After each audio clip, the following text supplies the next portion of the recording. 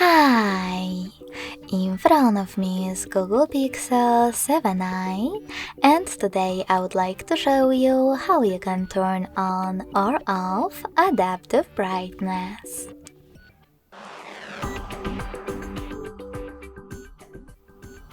You need to begin by opening Devices Settings and scrolling down just a bit to access Display.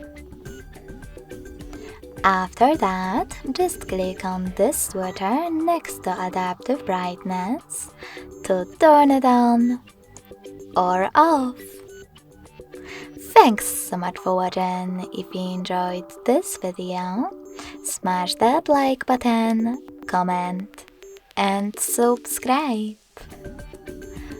Bye!